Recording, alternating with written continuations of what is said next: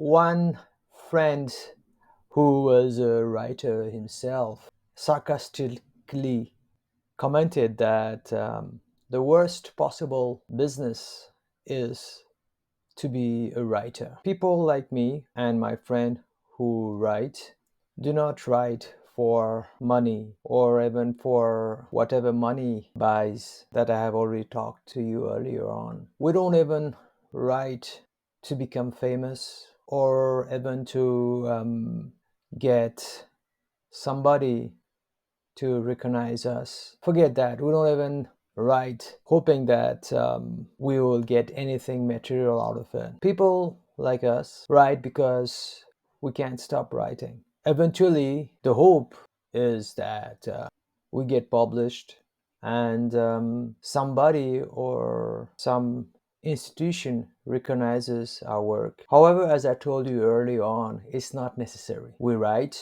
because it's not only the right thing to do, but the only thing to do. What else would you want me to do? Try to get a blank piece of paper and give yourself 30 minutes to write something on it. Nobody's going to give you the topic or the outline. You just have got to write whatever comes in your mind. That is extremely challenging for most people. But for writers like us, it's like a child in a chocolate alley of a department store. That said, writing is never about just filling the pages, but it's the culmination of years, if not of decades, of experience, learning, and knowledge into words, sentences, paragraphs, chapters, and books. To write, you need to have had experience. You also need to have had read a lot, but most importantly, you need to have had given the particular topic that you are writing on a lot of thoughts and done a lot of experiments. This time I'm writing about education and learning. Writing occurs like a volcano, we can say. When time comes, it just erupts and nothing in the world can stop it. It took me 48 years of my life to get experience, read enough books, conduct enough experiments to write my first book. But after that, I developed the proper processes and routines required to produce books, like a factory would produce widgets. So, this particular book that you are reading or watching here is the eruption of a volcano that was building inside of me since my teens. In another section below, I'll talk about my student life in more detail, but for now, I'll just say that I was not like the other students. From an early age, I experimented on many ways to learn the best. I had my own ways to study and to learn. Then, fast forward, I became a trainer. It gave me so much space to experiment on various learning and teaching methods because I didn't have to follow any particular syllabus prescribed to me by some university. Slowly, my training practice led to a counseling practice, and then I could understand the limitations people had in the process of learning. I was lucky that I could start from the top level guys, that is the CEOs and directors, to the lower ranks in the organizations, to understand how they saw the world and how they learned the various things that they had to in order to move ahead in life. Starting to teach from the top to the lower ranks enabled me to develop very deep understanding on the different thinking patterns of people. And finally, I got to train, motivate, and counsel students from masters to bachelors to grade 11 and 12. That exposed me to such a revelation that the volcano inside of me just erupted. But I had developed a system to write, and I have the skills to put my ideas into words and diagrams. And so this book was born. The same introduction could be given for any of my books, which have totaled to now 6. In 3 years, I have completed 5 books, and in the coming 6 months, I'll be finishing this 6th book. As a reader, it wouldn't matter to you much, but as a writer, it does matter a lot. Every human being is different, and even every writer is different. In my case, I believe that my writing career is unique. I will be writing throughout this decade without the expectation to be published. I just want to write down everything that's in my mind. It must be in the form of well structured, properly edited book, and it should have video. That is my only requirement. Then, in my mind, at least, when I'll be 60, I'll start to publish my work. There is lots of reworking to be done in each of my books already. I hope to have a team of editors to do that job for me. There is still a lot of value to be added. The reason I'm sharing you this is tell you that uncertainty is part of life, and just because something doesn't reward you doesn't mean that you should not do it. Knowledge, curiosity, or learning is a basic desire for everybody. In today's world, it has been overshadowed by, as we discussed earlier on, other desires such as status and power. But eventually, people will come back to it. My idea is to be ready when that day occurs. As a counselor, the most common problem that students bring is that they have difficulty in studying. I mentioned that earlier on briefly.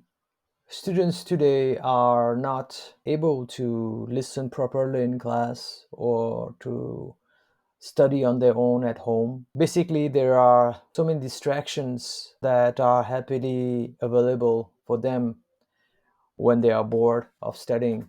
This further decreases their capacity to study. This increases their boredom and frustration. This leads to getting hold of their mobile phones, and the vicious spiral continues. So, over the last 3 years, I was able to get into the heads of so many students, thousands of them, and I understood what was the actual problem that they were facing. I was able to provide them with insights about the problems that led to their inability to understand or to memorize or simply to study. This book is the culmination of all that research I've done with the students on how the Generation Z can learn to learn given the current handicaps that they are born in, especially the internet and mobile phones and the blind worship of money. After those thousands of counseling and training sessions with the students, this book was kind of a closure of all my findings, but it is also a tool that I will be using or referring to in my future counseling sessions to help students learn how to learn. Another important reason I had to write this book is the moral dilemma that I was facing after those thousands of counseling sessions. I knew that the education system was faulty. I knew that the students were being basically screwed. I knew that there was better ways to teach the students. I knew that the problem was not whether we need exams or we don't need exams. I knew that the problem was in the attitude of teachers themselves. I knew that the syllabus itself was flawed. That's where the dilemma occurred. Having learned about the problems in the current education system, not through books or even teachers or even disgruntled students, but from my own research on a one-to-one basis with thousands of students, I had to act. However, as you might have guessed, I am not an academician. I don't hold a PhD degree. And frankly speaking, I don't want to re enter the educational system after my bachelor's degree in mechanical engineering.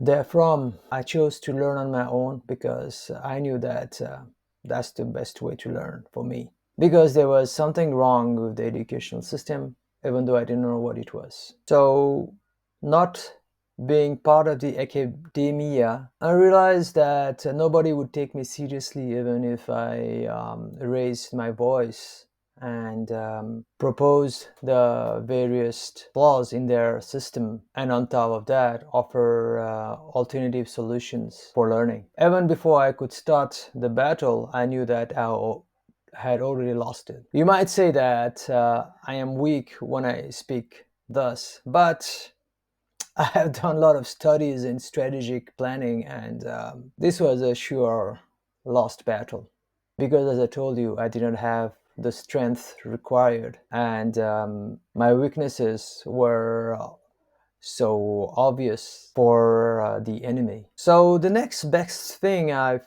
deducted was to write a book, and the book of learning would be titled How to Love Studies, because the most important or deepest problem is that the students do not love their studies. They cannot love their studies because they do not know how to love. They are not amused, they are not excited, they are not baffled with the stuff that they are being taught. Isn't that a shame? Needless to say, there are many students who love their studies, and you might be one of them since you are reading this far. But this is the exception, and it's not because of the educational system that they have developed this love, but it is because they have been able to ignore the flaws of the system. This book, if one day it gets published, will definitely break the walls and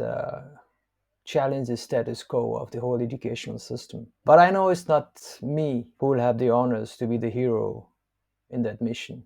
However, I'll be glad to have provided the ammunition for such a hero to come one day. Don't say never, only say in the future. Maybe it can be a decade or 2 decades, or even after I die. To leave something for the future generation, it's what writers live for, and I'm no exception. Just imagine a scene where a highly educated student 50 years from now is so frustrated with his life because education isn't supposed to be fun according to the guardians of that establishment.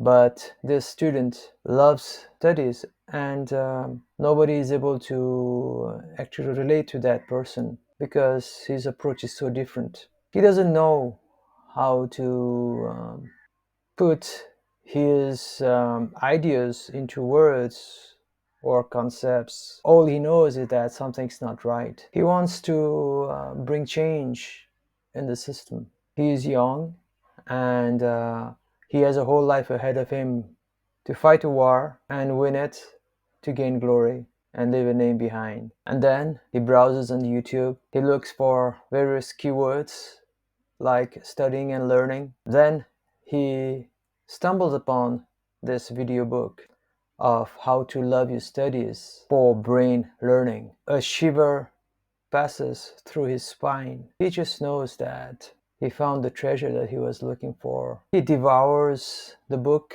both in video and text, of which the link is provided. What he lacked before is now in his hands. He has all the ammunitions to fight this war. He may or he may not credit me, but the change will have occurred. And that's what leaving a legacy behind means. You might not be there to enjoy the fruits in the form of fame, recognition, awards, but humanity will be better off because of your work. And the credit will go to the hero of that time, not necessarily you. Writers like us are born to accept this. This is why I had to write this book. This is why I wrote all my 5 earlier books. This is why I will keep writing for decades on, even though there is no material gain from it.